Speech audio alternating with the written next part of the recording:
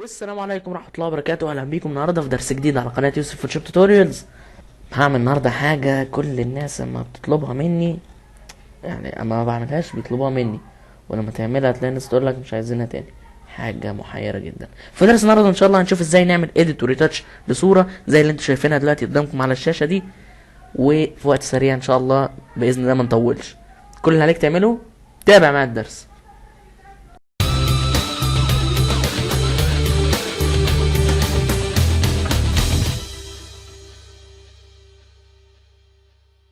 قبل ما نبتدي الدرس احب بس انوه لحاجه بسيطه كده، وهي ان ايه انوه ايه وهي ان باذن الله هيبقى فيه شويه دروس جايه، احتمال يا رب يعني ما يبقاش فيه كتير، بس احتمال تبقى من غير صوتي، احتمال تبقى من غير صوتي، يعني هتبقى ميوزك بس.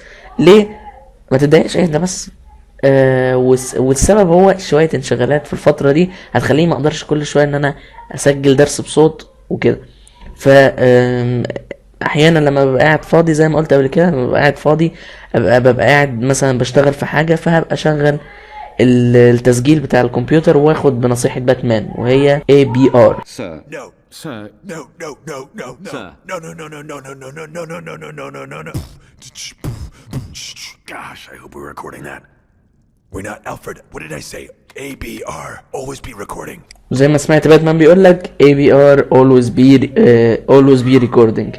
دايما وانا قاعد شغال هبقى اسجل عشان لو طلعنا بنتيجه حلوه انزلها لكم على طول، وانتوا ان شاء الله تبقى مفيده ليكم باذن الله. في درس النهارده ان شاء الله الموديل فيها هو عمر جمال. بعت لي الصوره دي من فتره طويله لدرجه القدم يعني، بس النهارده كنت حاسس ان انا مزنوق في الصور، فقعدت اقلب في الصور القديمه فلقيت الصوره دي وما لقيتش احسن منها.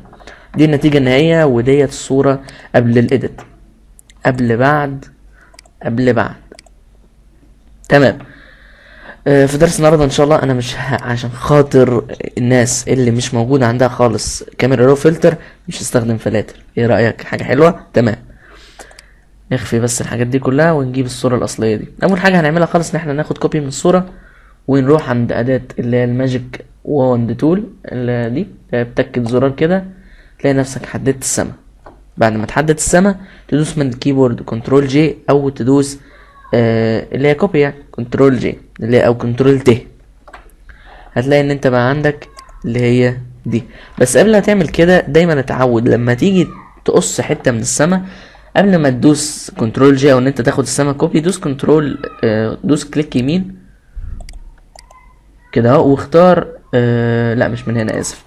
خش من كليك خش من سيلكت واختار موديفاي واختار اكسباند وخليها على 1.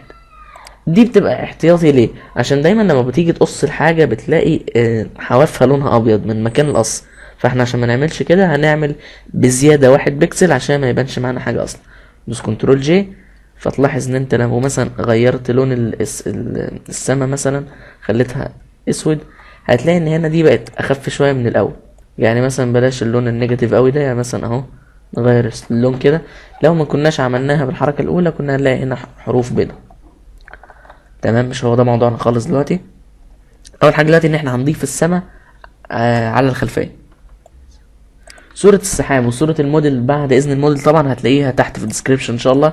استنى ما تنزلش تجيبها دلوقتي، خلص الفيديو الاول وبعد كده حمل الملحقات زي ما انت عايز. هنكبر الصوره كده على قد الصوره بالظبط او اكبر سنه، يعني طبعا مش هتفرق. وتدوس انتر عشان تلغي التحديد. لو انت بتدوس كنترول تي الصوره ما بتكبرش معاك بالابعاد الصح، كل اللي عليك تعمله انت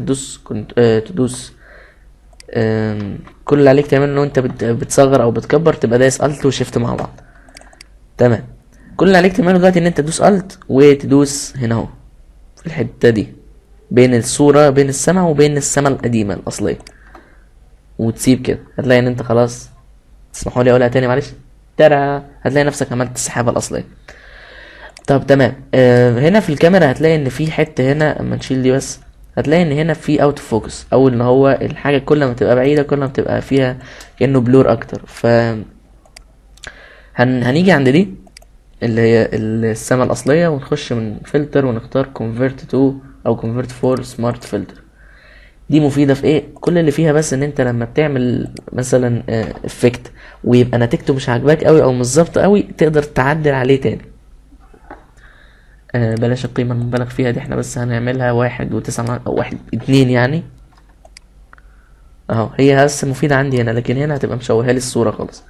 ف هتلاقي هنا لما بتبقى عامل سمارت فلتر هتلاقي الفلتر معمول جنبيه ماسك بفرشة سودا كده صغيرة، فرشة سودا، وامسح وامشي في الحتت بالفرشة السودا دي، امشي في الحتت اللي انت مش عايز يبقى فيها البلور ده او اللي هو التأثير الاخير اللي انت عامله. اهو كده تمام اهو. ودلوقتي كمان عايزين نعمل بلور برضو للخلفية او اللي هي للسحاب، فبرضو جوزجن بلور.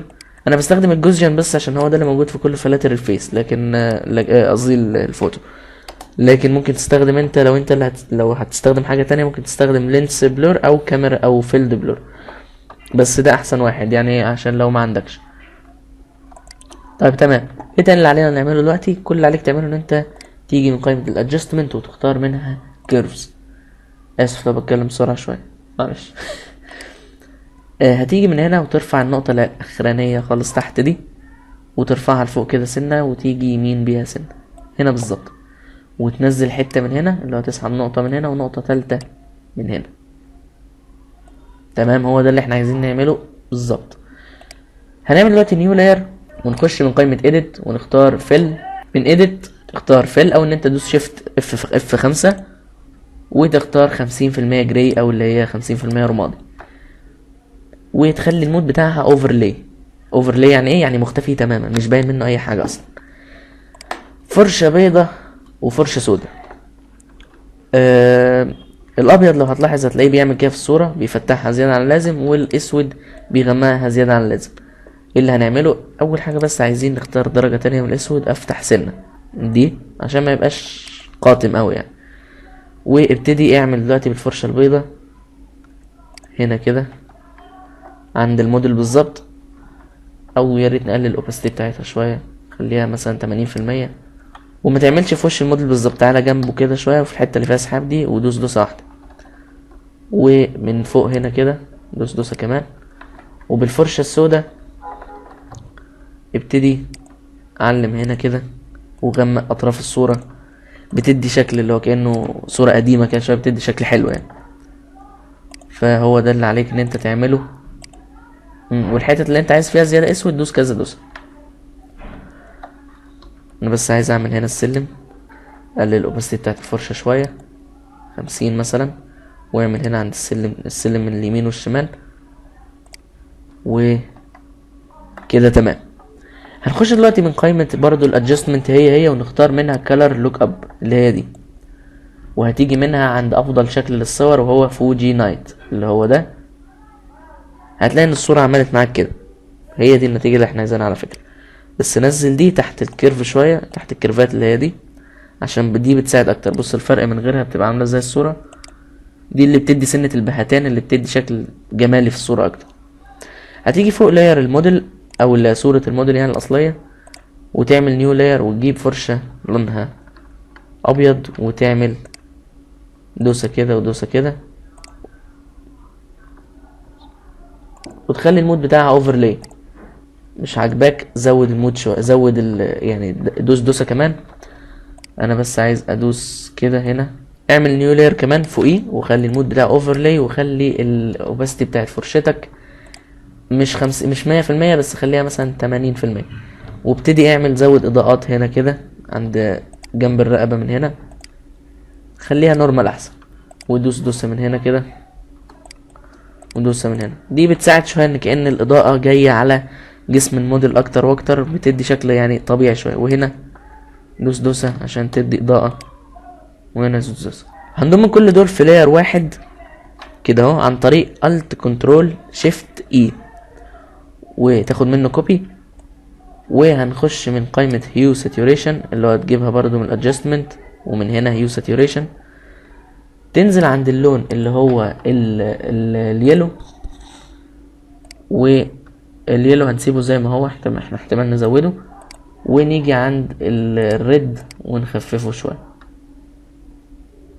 لا برضو ده خليه زياده، انا كنت ممكن استخدم كاميرا رو فلتر بس بلاش دلوقتي. تعال عند الساين ديت، عند الساين ديت او اللي هو اللون اللبني يعني، ويزوده عشان يدي ضي شويه للسما، ويبقى كده تمام. واخر حاجه بس لو عايز تضيفها هي لمسه جماليه بسيطه يعني، بس هتخش في كاميرا رو فلتر. لو انت عندك كاميرا رو فلتر بينزل مع اصدار 2014 و15 و16 و17، الاربعه دول بس، قبل كده مفيش خالص. وهنزود اللي هي الاخيره دي شويه كده، وهنزود اللي هو الالوان سن، وكده يبقى دوس له اوكي. عايز تزود البهتان قلت لك قبل كده تزوده ازاي، عن طريق ان انت تعمل اللي هي الكيرف من هنا. عايز تدي اللون اللي هو الكحلي في الصور، كل اللي عليك تعمل ان انت تخش من اللي هو كلر لوك اب، وتختار منها اللي هي فوجي نايت اللي احنا عملناها في الصورة. دي النتيجة اللي قبل كده، كل الفرق بينها ان لون الوش كان برتقاني شوية، فدي انا مرضتش اعملها في الدرس عشان ما بيبقاش شكلها حلو قوي. وهنا هتلاقي الحتة دي غامقة، تقدر تعدلها عن طريق اللي هي من هنا، ان انت تعمل بفرشة بيضة في الحتة اللي انت عايزها تبقى فاتحة. كان معاكم يوسف محمد من قناة يوسف فوتوشوب توتوريالز.